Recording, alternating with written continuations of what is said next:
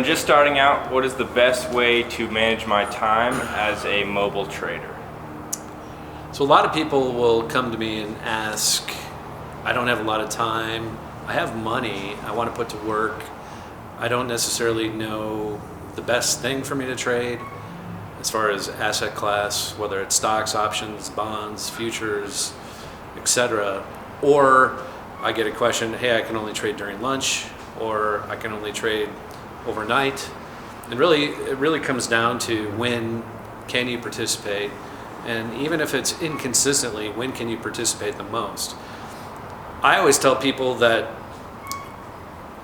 if there's 52 weeks, you can take off 2 weeks right away for holidays. There's easily 11 to 14 holidays that are taken off the calendar every year, so you're down to 50 weeks.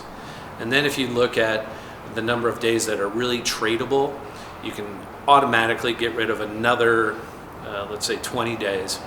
So you go from 50 weeks down to about 46 weeks. And that 46 weeks then, if you take out holiday Fridays and Mondays, so the days around holidays, Memorial Day, Labor Day, July 4th, end of the year, you take off another 20 days, and now you're down to about 42 weeks. So let's just call it 40 weeks after all the holidays. Then you have Fed days. You have about 8 Fed days a year. We had one today, matter of fact. And what that means is the market tends to stop and pause for the Tuesday afternoon into the Wednesday afternoon session when the Fed is meeting before they make their announcement on will they or won't they raise rates or lower rates. When this happens, you can again take away another 20 days. So you're down to, you go from a 250 Monday through Fridays down to about 180. And then when you really take away the holidays and the Fed days, you're down to about 150 actual trading days. So you've actually gotten rid of 100 days right off the bat. Of that 150 days, then you have to look at what time do you have to commit to the market. In other words, can you trade in the mornings? Are you in Europe so you can trade any time, because European hours are totally nice for you can work a full-time job and then still spend time working in the US markets.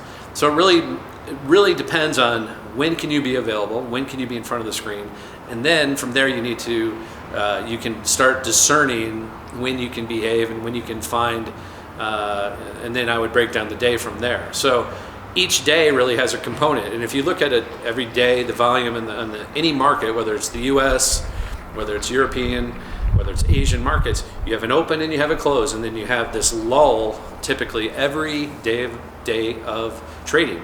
So you have kind of the first hour and a half, the last hour and a half. So I have about an hour and a half for lunch every day, but... What time's your lunch?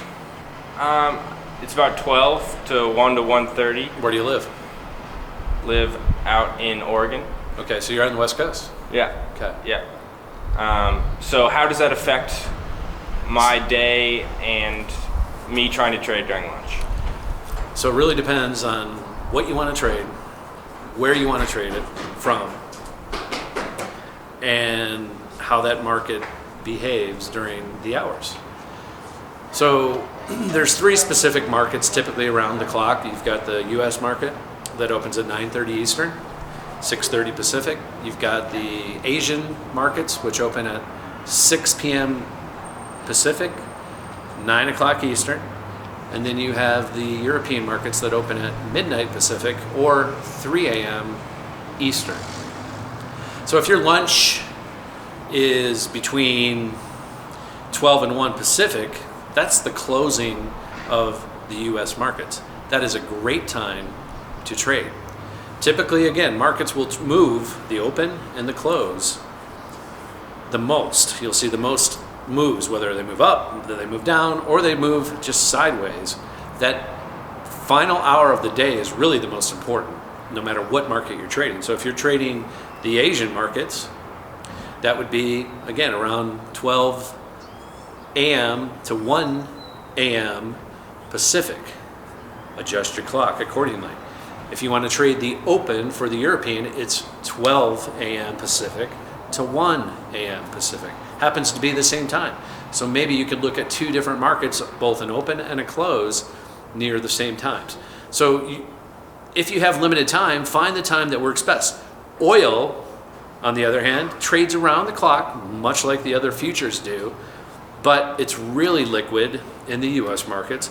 It's really liquid in the European markets. So it really comes down to kind of two 12-hour markets, kind of 12 to 12 a.m. until 12 p.m.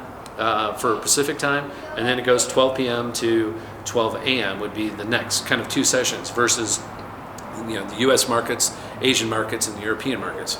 So the most effective time for crude is really, again, the opening hour, the closing hour. Crude happens to open in the pits in New York at 5:30 a.m. Pacific, which is 8:30. So it opens a little earlier than, say, the S&P 500. So it really matters what you trade and when you trade it. It has to fit into, does that jive with what the market is doing? All right, it's really important. If it doesn't, if you live on the East Coast and your lunch is 12 to 1, that's the same time the floor traders, even though there aren't many of them, take lunch. And we're still human beings, even though there aren't as many people trading in the pit, they still take their break during lunch. So you've got to step away when the rest of the market steps away. Now, sometimes it doesn't do that because there's something going on in the world. There's a bomb being dropped or somebody's being grilled in the congressional hearings, right? That will affect whether or not lunch is busy.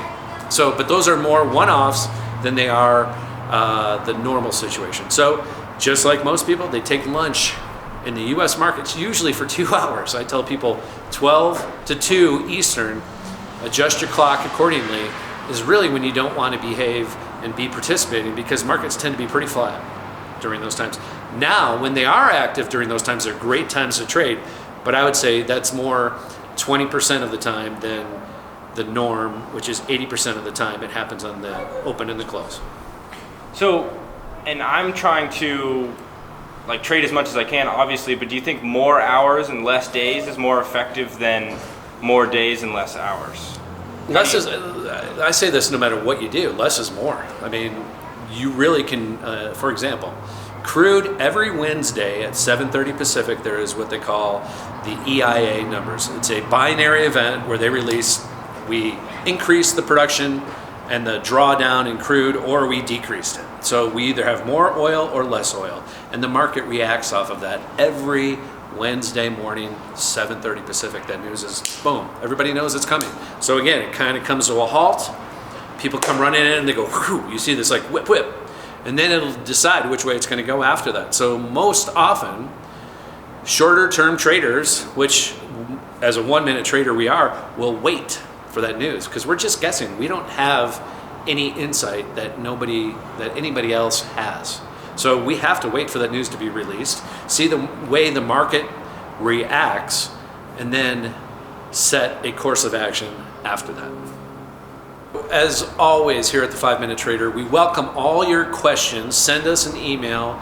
Anything that you're thinking about that we haven't touched upon may be coming in a video. Believe me, we've heard many, many questions, but please keep them coming. I don't care how silly, stupid, dumb you think it is.